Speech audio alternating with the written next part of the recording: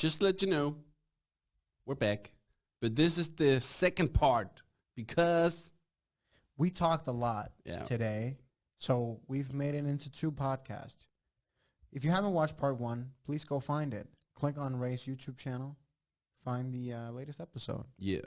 So get ready. Here it comes. Enjoy.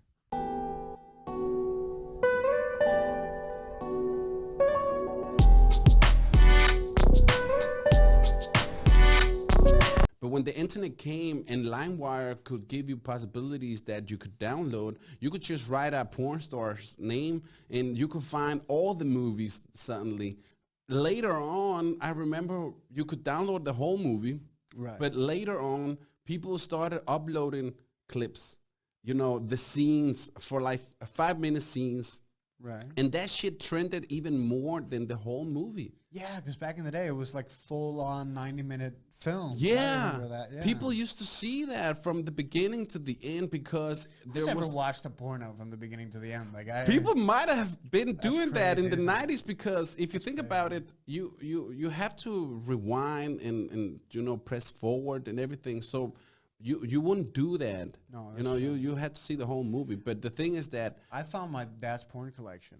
did you? Yeah, DVDs and VHS tapes as well, and it was some of it was vintage, some of it was like hardcore stuff as well. There was such a mix. Some of it was some of it was BBW. Like it was a crazy mix of like. And I remember because I was so embarrassed about it back then, right? But then I remember I've asked him about it later on in life, and he said, well, all those films he's never bought a porno. Because it didn't really interest him, but he's gotten a lot of them like as joke gifts or whatever from friends, and so that's why it was so like a wide variety of films. Because it was just a mate has given him a BBW one or a hardcore gangbang one or whatever as a joke. You know what I mean? But that's the thing, man. So I found remember. that collection and I watched all of it, and I was mortified. I was ruined. I was ruined. My innocence was taken from me. I was 12 years old at this point, I think, and my innocence was taken from me. But LimeWire, that's a funny story, man. I remember It was awesome. when we got our first family computer. It was in the living room, right? And I downloaded LimeWire. It's kind of embarrassing. I fucked up my parents' computer. Like Because you were downloading too much porn? no, not porn. I downloaded music and stuff. Because back then, man, it was a different time, wasn't it? You couldn't just go on YouTube and find shit. It was before Vivo. I know. So it was before YouTube. So, so there was none of that. So I could find all these songs on LimeWire and just download it like that. And I just did that like a lot, like hundreds of songs. I remember I had the old MP3 player, and it cost 300 crowns, and it was like, wow. Anyway, and I remember those. I remember those. And I had a Walkman to begin with, like a Discman, where I had one CD with Akon that I would put in. But then this MP3 player was introduced where you could take songs from the computer and put it down on. And I was it was so incredible because it was only this size. Normally it was like this size, and you could walk around with it in your pocket, and it could store like 70 or 80 songs, and it was futuristic back then. So I download all this shit off LimeWire, and I basically gave my parents' computer a virus, a pretty mean one.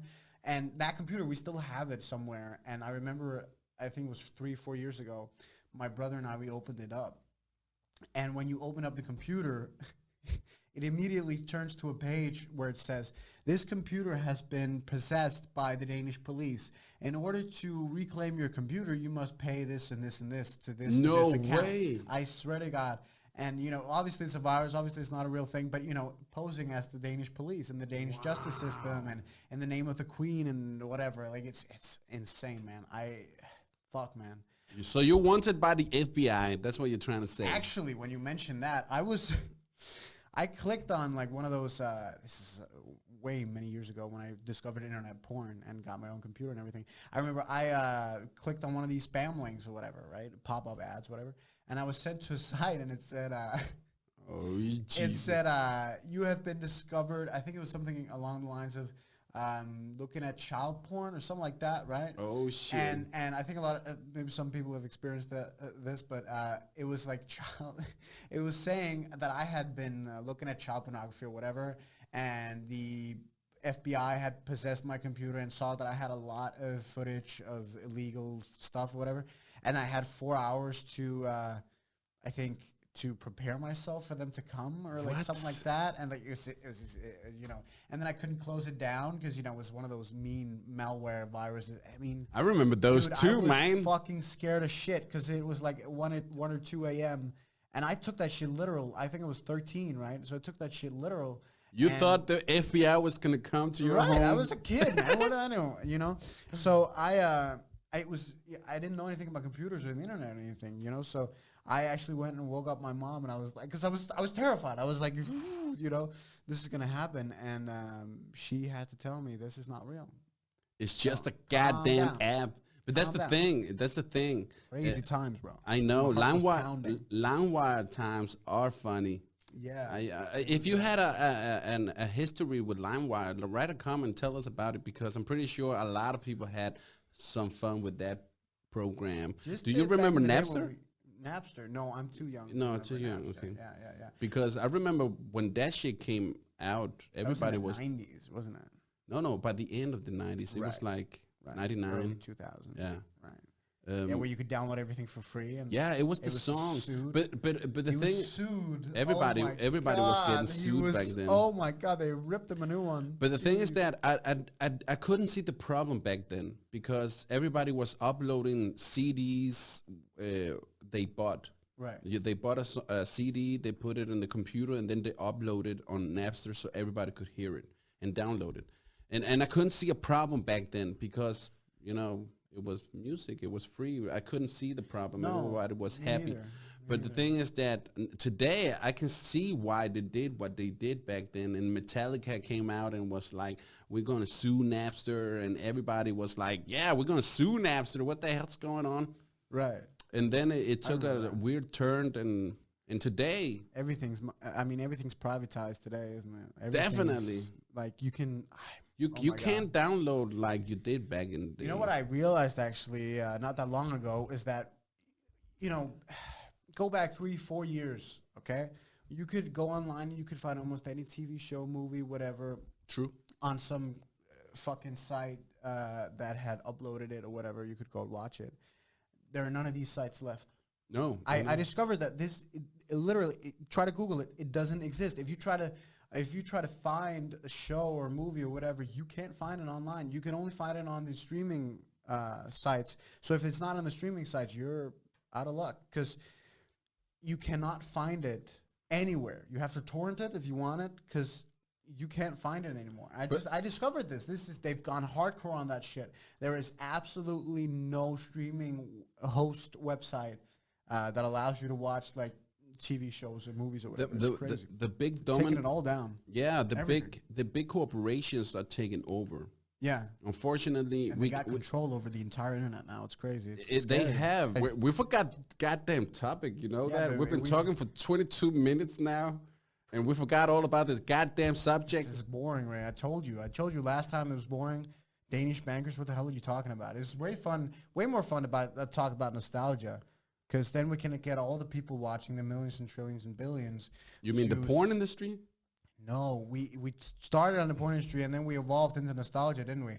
And we talked about our childhood and everything. And I think we talk about things that people can relate to from their childhood because they're the same generation as either me or 30 years older you. And so I think that we talk about things that people can relate to. And that's way more fun, Ray, because then people they're gut wrenched. So what you're trying to say is that today's topic is not Danish economy. It's nostalgia. I don't know how you want to make a Danish angle to that one, but it's nostalgia, right? Nostalgia. Yeah. I can't even pronounce that shit. You don't know what nostalgia is? No. Explain it to me. It's literally called the same word in Danish too. What does it mean? It means reminiscing about your childhood or youth.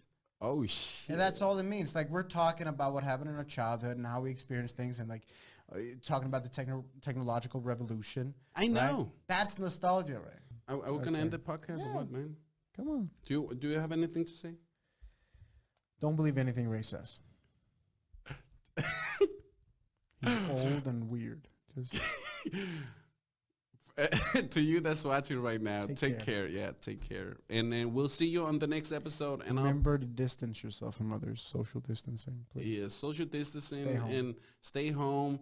Well, not forever, but Stay home. until the prime minister says so. Bye.